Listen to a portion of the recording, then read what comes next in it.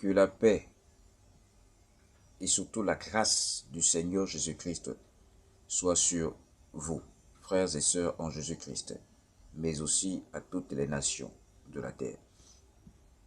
Que le Seigneur bénisse les autorités présentes actuelles de notre pays, le Gabon. Alors, je voudrais que vous sachiez une chose, selon que le Seigneur me dit de vous dire, à vous qui pensez être sages et intelligents. La Bible dit, la parole du Seigneur Jésus-Christ dit, il dit ceci, que la loi de l'Éternel, ou les commandements de l'Éternel rend l'homme intelligent, ou rend l'homme sage, pour le dire. Et que la loi de l'Éternel restaure l'âme. Aux autorités passées, je veux dire les autorités précédentes, lorsque la parole du Seigneur nous parle de la repentance, premièrement, ne passe pas d'abord, ou ne s'adresse pas, premièrement, aux hommes. La véritable repentance, c'est le changement d'attitude, le changement de pensée, la restauration des pensées, le changement de mentalité qui doit se substituer aux recommandations ou qui doit se substituer selon la parole du Seigneur Jésus-Christ. Quand on se repent, ça voudrait dire qu'on doit changer, on doit être transformé, on doit marcher selon la parole de l'Éternel, le Seigneur Jésus-Christ. À tous ceux qui prétendent se repentir,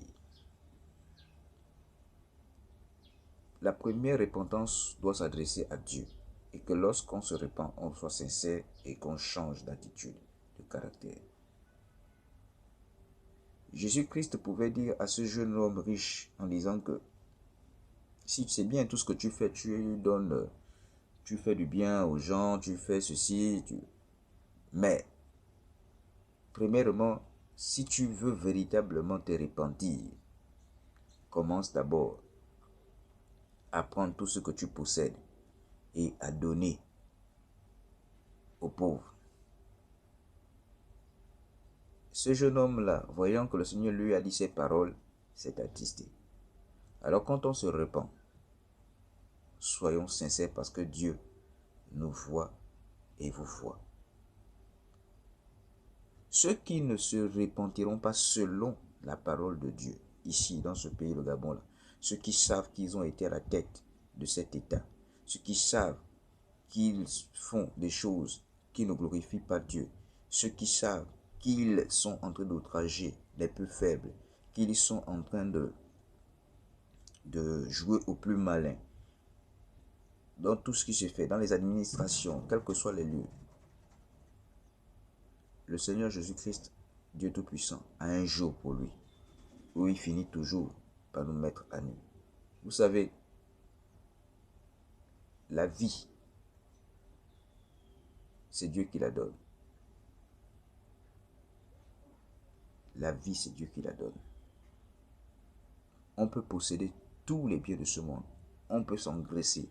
On peut s'enrichir au détriment des peuples, au détriment des personnes vulnérables. Mais mettez ceci dans vos pensées. Mettez ceci dans vos cœurs. L'Éternel, le Dieu Tout-Puissant, a un jour pour lui, où il finit toujours par humilier ceux qui estiment, qui pensent qu'ils sont les plus grands, ou qui estiment qu'ils sont les rois, qui estiment qu'ils sont les princes. Repentez-vous véritablement, en commençant à vous repentir auprès de Dieu. Allez-y vous repentir auprès des serviteurs de Dieu. Allez-y dans les assemblées, dans les églises. Allez-y vous repentir. Et acceptez Jésus-Christ. Suivez Jésus-Christ. Car prenez garde, le Seigneur finira par vous humilier.